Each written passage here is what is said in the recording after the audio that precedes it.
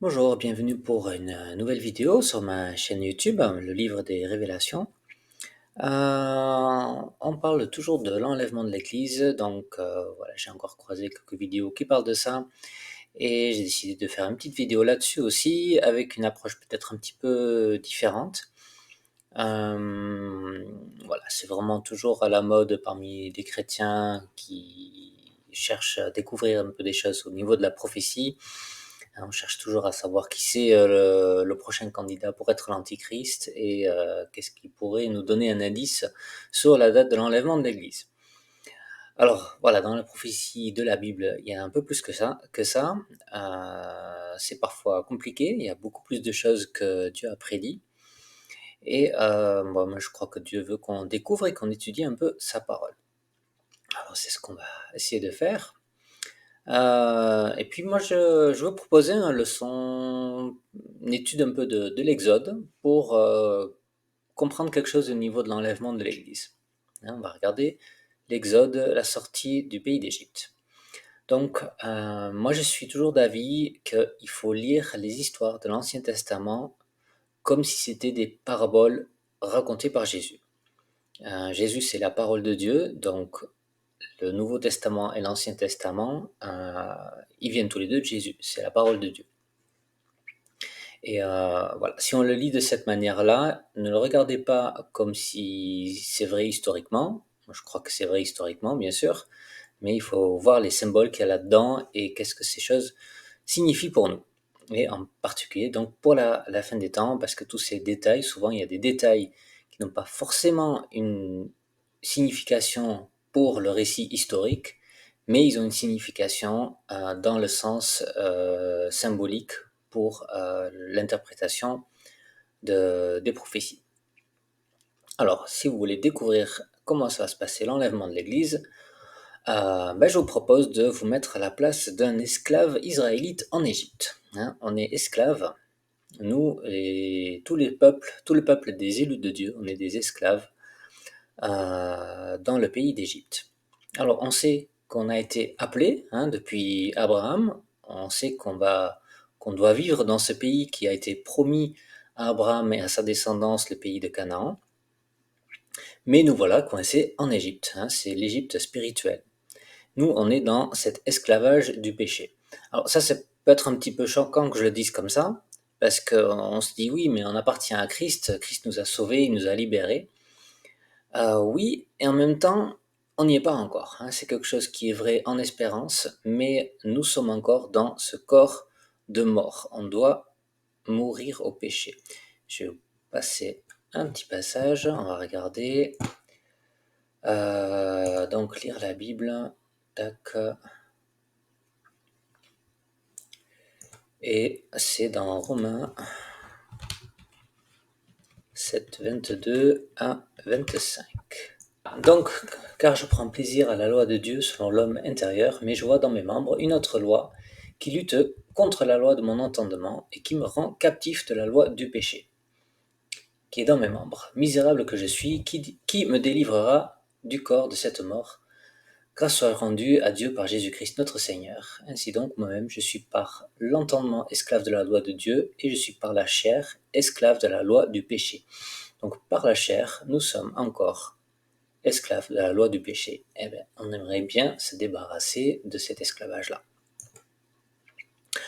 Alors on crie à Dieu, Dieu vient nous libérer, envoie ton Messie, ce libérateur que nous, on attend aussi, comme les esclaves, ils attendaient le libérateur.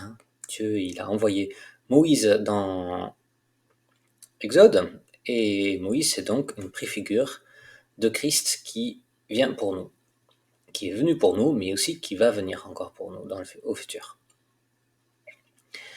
Voilà, et Moïse va donc venir, et il est venu avec deux signes pour le peuple d'Israël. Et Israël va croire en Moïse sur la base de ces deux signes. Et là, on va regarder Exode chapitre 4, on va parler des signes qui sont donnés. Et le premier signe, ici, une verge. Donc le bâton de Moïse, il doit la jeter par terre, et elle devient un serpent. Moïse fuyait devant lui. Et l'Éternel dit à Moïse, étends ta main et saisis-le par la queue. Il étendit la main et le saisit, et le serpent redevint une verge dans sa main. C'est là, dit l'Éternel, ce que tu feras, afin qu'ils croient que l'Éternel, le Dieu de leur père, t'est apparu, le Dieu d'Abraham, Dieu d'Isaac, Dieu de Jacob. Donc ça, c'est le premier signe. Alors ça représente quoi, ça? Le bâton qui devient le serpent, c'est le symbole du péché, et le bâton, c'est la croix. Hein, le péché qui est cloué sur la croix, quand on vient au pied de la croix, on dépose le péché et il n'y a plus le péché. Et ça, c'est attraper le serpent par la queue. Il faut la foi pour faire ça, parce que si vous si vous croyez que le serpent est plus fort, vous n'allez pas oser attraper la queue. Hein, vous voyez ce péché, vous dites c'est insurmontable, mais vous venez au pied de la croix, et bien là ce n'est plus un serpent, c'est le bâton, hein, c'est la croix. Parce que la logique voudrait que, donc, bien sûr, que le serpent il se retourne, hein, et qu'il te morde quand tu l'attrapes par la queue, mais voilà, il faut la foi pour ça. Et donc avec la croix, on voit la justice de Dieu qui est accomplie. Au lieu de voir le péché, on est capable de voir que c'est un bâton, hein, au lieu du serpent. Et donc, comme j'ai dit, quand on l'attrape, il reste la croix et le péché a disparu. Et on a cette même symbolique avec le serpent d'airain sur le bois, et Jésus se compare aussi à ce serpent dans Jean 3,14. Donc ça, c'est une image qui me semble assez évidente. J'espère que vous me suivez pour ça. Alors ça, c'est le premier signe pour qu'on croit. Hein, ce signe, c'est donc l'œuvre de Jésus, sa mort à la croix, sa victoire sur le péché. Et puis un deuxième signe, à partir du verset 6, l'Éternel dit encore, mets ta main dans ton sein. Il mit sa main dans son sein, puis la retira. Et voici, sa main était couverte de lèpre blanche comme la neige. Donc là, elle est morte complètement. L'Éternel dit, remets ta main dans ton sein. Il remit sa main dans son sein, puis il la retira dans son sein, et voici, elle était redevenue comme sa chair. Voilà. Et ce signe-là, c'est le signe de la mort et de la résurrection. Hein. Il y a deux mouvements à faire. Ça rentre et c'est la mort. Après, ça rentre et ça sort, c'est la résurrection. Sa main est redevenue saine. Donc, on a ici dans ces deux symboles l'œuvre de la personne de Christ. Voilà, l'œuvre et la personne de Christ, c'est ces deux éléments-là. Ben, c'est la Sainte Seine. Hein. C'est le pain et le vin. C'est le fondement de la foi chrétienne. C'est la base de notre message de l'Évangile, hein, de notre foi, pour qu'on croie au salut de ce libérateur Jésus qui vient nous libérer. Alors, il y a encore autre chose, il y a un troisième signe. Là, on est censé croire avec ces deux signes-là. Hein. Ça, c'est pour nous, pour le peuple élu, on a ces deux signes-là. Mais si on ne croit toujours pas, s'il ne croit même pas à ces deux signes et s'il n'écoute pas ta voix, alors tu prendras de l'eau du fleuve, tu la répandras sur la terre, et l'eau que tu auras prise du fleuve deviendra du sang sur la terre. Hein, là, je viens de lire le verset 9. Donc, l'eau du fleuve, c'est la vie, hein, qui deviendra la mort. C'est le sang qui coule sur la terre parce que ce sont des hommes qui sont sous la colère de Dieu. Hein, et ici, pour moi, c'est spécifiquement ceux à qui Christ s'est révélé, donc avec les deux premiers signes, mais qui refusent toujours de marcher par la foi et de se confier dans ces deux signes-là, qui n'ont pas la foi. Et là, du coup, ils sont sous le jugement. Hein, ce sont les élus déchus, dont j'ai déjà parlé dans mes premières vidéos sur le sujet de perdre son salut. Donc voilà, des hommes qui seront sous le jugement du monde, et leur sang coulera sur la terre quand Dieu va juger le monde. Et ben, là, la série de plaies, elle va commencer aussi avec du sang. Et dans l'Apocalypse aussi, ça sera la même chose, les premières trompettes, il y aura du sang. Alors, Exode 4, versets 30 et 31. Alors, qu'est-ce qu'on va découvrir là? Aaron rapporta toutes ces paroles que l'Éternel avait dites à Moïse, il exécuta ces signes aux yeux du peuple, et le peuple crut. Hein, voilà, les deux signes, et nous avons cru. Et là, donc, on apprend l'Éternel a visité les enfants d'Israël et qu'il avait vu leur souffrance, ils s'inclinèrent et se prosternèrent. Donc ça, c'est notre attitude d'adoration parce que nous avons cru au message de l'Évangile.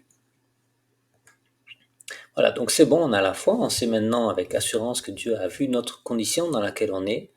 Hein, on sait que l'Éternel a visité les enfants d'Israël, c'est vrai pour nous, hein, parce que Jésus nous a visités, il est venu sur la terre. Sauf que voilà, on est toujours dans cette condition d'esclavage dans l'Égypte spirituelle. Et Israël avait espéré donc que dès l'arrivée de Moïse, on pouvait tout de suite faire les bagages et prendre la route vers Canaan. Et ils ont certainement dû lui dire et spéculer sur l'enlèvement. Est-ce que c'est maintenant? Est-ce que ça y est, on va partir maintenant? Moïse, ça y est, c'est notre libérateur, on va bientôt partir. Et même les disciples, après l'ascension de Jésus, ils avaient cette même attitude. Hein, c'est bon, tu vas revenir tout de suite. C'est combien de minutes? C'est comment ça va se passer là?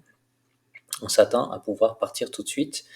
Et non, c'est pas comme ça que ça va se passer. C'est pas encore tout de suite l'enlèvement de l'Église. Il va falloir tenir bon par la foi encore un peu de temps. Alors, on passe au chapitre 5 de l'Exode.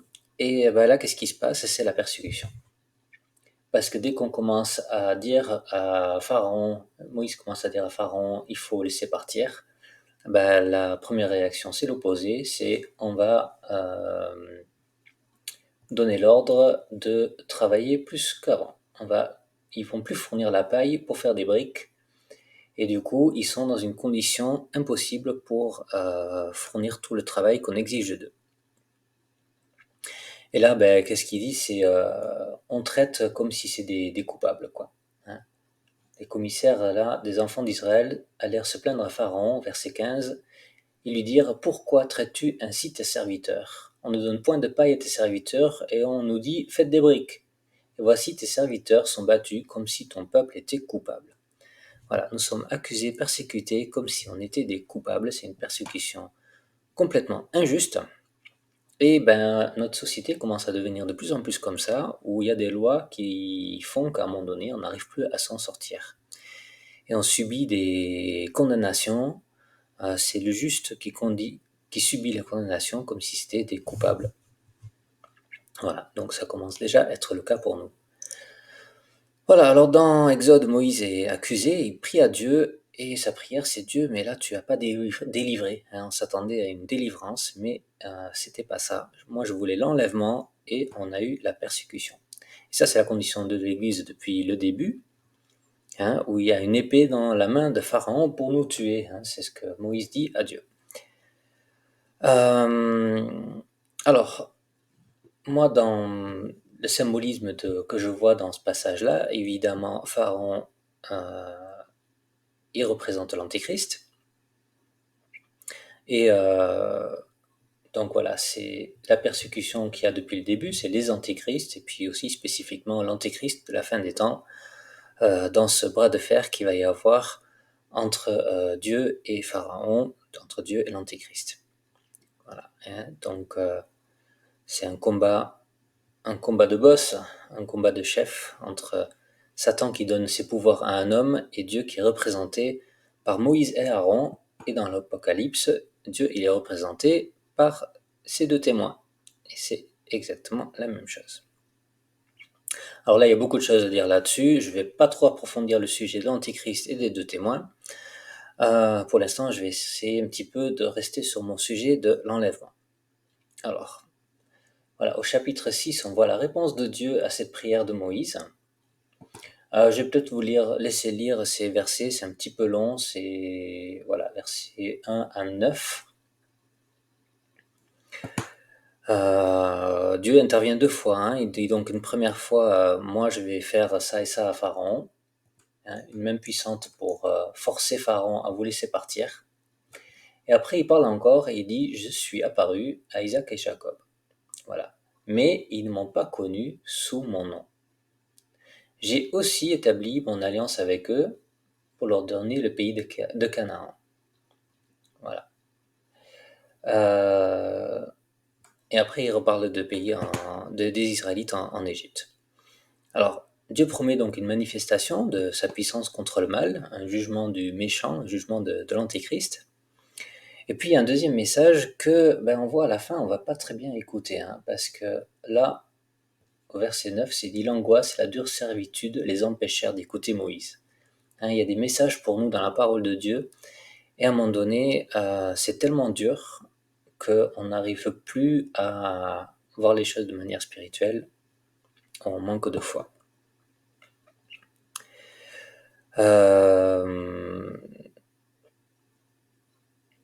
Voilà, alors j'allais parler un petit peu ici des alliances, parce que là, cette intervention pour dire que il y a aussi l'alliance avec les pères. Moi, ce que je comprends là-dedans, c'est que il parle de deux alliances. Donc, il y a l'alliance du verset 4 et l'alliance du verset 5. Voilà, mon alliance au verset 5.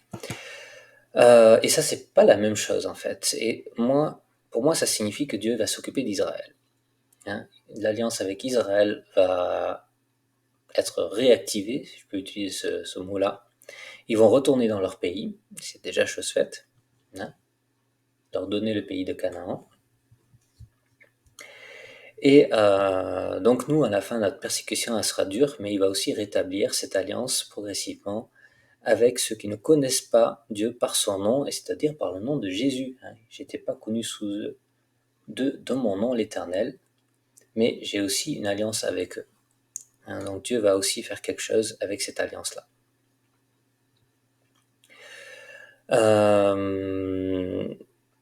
Voilà, donc pour nous, le peuple élu en esclavage, il nous donne la promesse qu'il va nous sauver avec ses jugements, avec son bras puissant. Donc oui, on va avoir les jugements de l'Apocalypse, au moins en partie. Et non, ce n'est toujours pas l'enlèvement. Et il va y avoir une difficulté quand même très forte, une persécution très très forte, et on aura peut-être du mal à écouter les paroles de Dieu pour nous. On a ce verset donc qui parlait de l'angoisse, je l'avais montré au verset 9, l'angoisse et la dure servitude. Et ça c'est quand même terrible parce que on a compris que Dieu ne nous a pas oubliés, mais on est tellement saisi par l'angoisse, c'est que notre foi finalement elle n'est pas assez grande à ce moment-là. Et si c'est ce manque de foi qui caractérise le peuple d'Israël avant l'enlèvement, ça risque aussi d'être notre cas à nous. J'avais fait une vidéo sur la signification de la pêche miraculeuse, et juste avant ça, le bateau il est dans la tempête. Et pareil, les disciples ils sont dans l'angoisse totale. On va être dans une tempête terrible, on sera juste en train de chercher à survivre, mais il faut encore marcher par la foi et non par la vue, et ça va être très très très difficile quand ces épreuves vont arriver. Alors, je vais passer très vite sur les plaies d'Égypte, parce que ça sera peut-être une étude à part à faire. Il y a des parallèles très très intéressants entre les 10 plaies d'Égypte et les séries de 7 plaies dans l'Apocalypse. Je vais me retenir pour donner trop d'informations là-dessus, parce que après je vais partir dans tous les sens. Mais voilà, il y a juste une chose qui va arriver en même temps que les premières plaies, et ça c'est les magiciens de Pharaon qui font la même chose que Moïse. Alors je vais parler juste de ça parce que j'ai parlé du bâton qui se transforme en serpent. Et ça c'est quelque chose que les magiciens vont reproduire.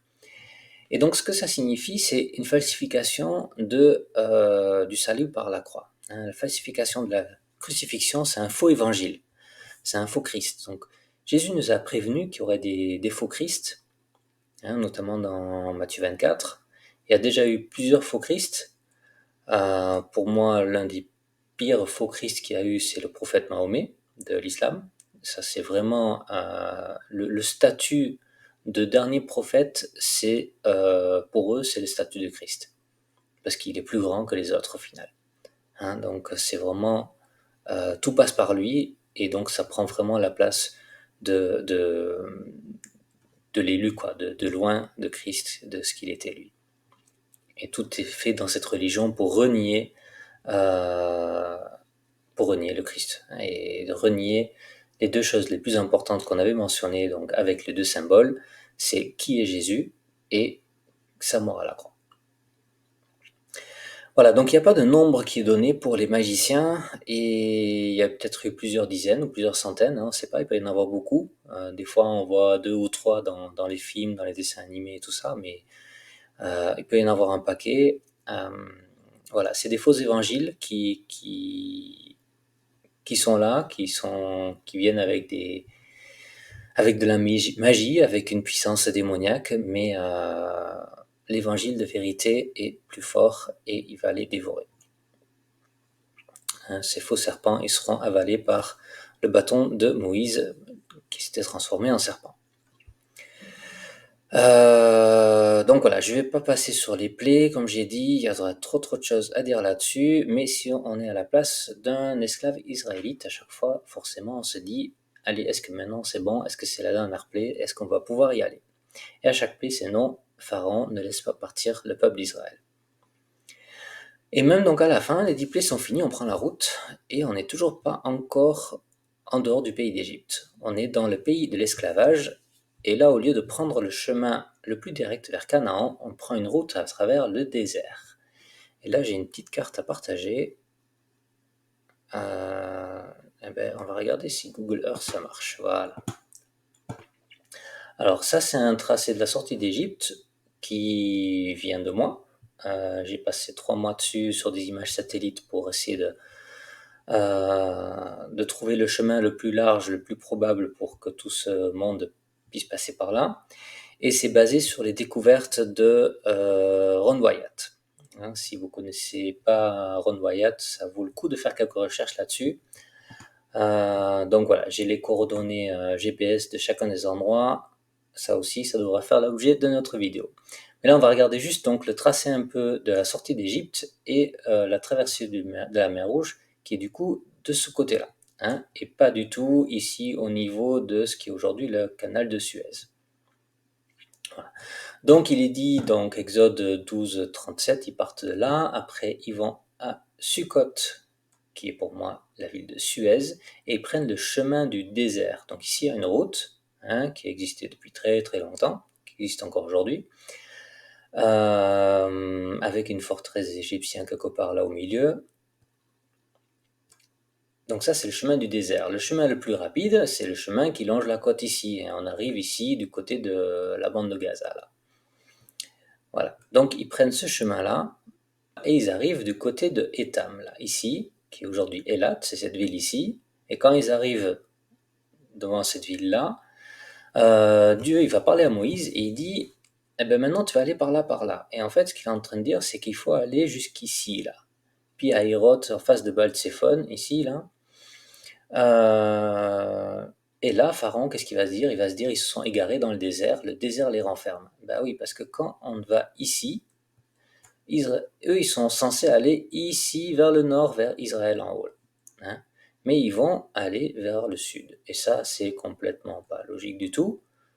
Donc, nous, on s'attend à l'enlèvement du pays d'Égypte, là, et là, ce qui se passe, c'est complètement le contraire. Parce que tu vas aller où, là? Quand tu vas vers le sud, il n'y a pas d'issue possible. Donc, c'est là que Pharaon se met en route avec son armée, et qui va les poursuivre, et ils vont du coup arriver, voilà, on va regarder un peu en 3D, si on y arrive, voilà. Voilà, ici, on a des grandes montagnes et des gorges ici à travers les montagnes, où après il y aura la colonne de feu ici, et on arrive sur une gigantesque plage ici, qui fait quelque chose comme 6 par 9 km, il y a de quoi caser tout le monde. Mais ils sont enfermés complètement, et c'est après ici qu'il va y avoir la traversée. Voilà, donc c'est juste pour vous dire que, voilà, c'est... hop là, pardon. Bon, allez. Ça contrarie bien le peuple d'Israël parce que c'est pas du tout ce à quoi on s'attendait pour sortir du pays d'Égypte. Voilà, ils vont rentrer dans la mer Rouge ici et ressortir là. Et ça, c'est donc le symbole de la mort et de la résurrection. Hein, ils rentrent et ils sortent comme pour le baptême, hein, en fait. Et il y a aussi l'enlèvement, donc il y a l'enlèvement des croyants, hein, du peuple d'Israël, mais aussi l'enlèvement des méchants qui vont périr parce qu'ils vont être noyés, ils seront envoyés tout droit dans les profondeurs de la mer. Alors, il y a les deux enlèvements ici en même temps, hein, à quelques minutes près.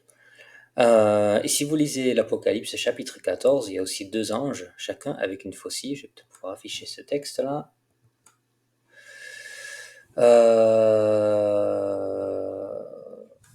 Voilà, Apocalypse 14.